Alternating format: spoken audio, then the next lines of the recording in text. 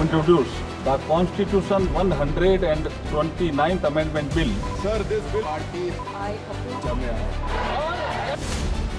कानून मंत्री अर्जुन राम मेघवाल ने जब लोकसभा में आज एक देश एक चुनाव से जुड़ा 129वां संविधान संशोधन बिल पेश किया तो विपक्ष ने विरोध शुरू कर दिया।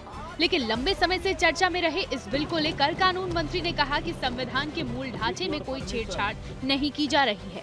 I beg to move for leave to introduce the Constitution 129th Amendment Bill, further to amend the Constitution of India। कि जो 41 साल से मामला पेंडिंग था, किसी ने ध्यान नहीं दिया और नरेंद्र मोदी जी ने ध्यान दिया। For the NDA's one nation, one election। विपक्ष ने बिल का जोरदार विरोध किया, कहा कि ये बिल संविधान और संघवाद के खिलाफ। कांग्रेस, समाजवादी पार्टी, टीएमसी समेत कई प्रमुख दलों ने विरोध जाहिर किया।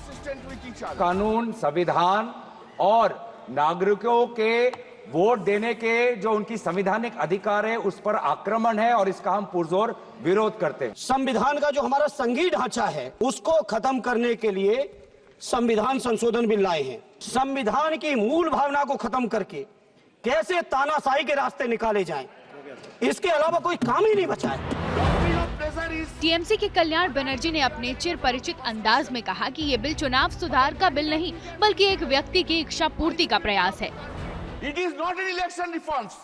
It is just a fulfillment of one gentleman's desire and dream. Bill को सदन में मंजूरी के लिए पहली बार लोकसभा में इलेक्ट्रॉनिक वोटिंग हुई। बिल के पक्ष में 269 सांसदों ने जबकि विरोध में 198 सांसदों ने वोट किया। पक्ष में हाँ में 269, विपक्ष में 198। फिलहाल अब मोदी सरकार ने बिल को संयुक्त संसदीय समिति में भेजने का प्रस्ताव रखा है। समिति में अलग अलग राजनीतिक दल के प्रतिनिधि इस बिल पर चर्चा करेंगे। बिल पर चर्चा होने के बाद ही यह दोबारा सदन में आएगा। जो सदस्य विरोध में ना आके मेरे विचार में निर्णय हाँ वालों के पक्ष में हाँ।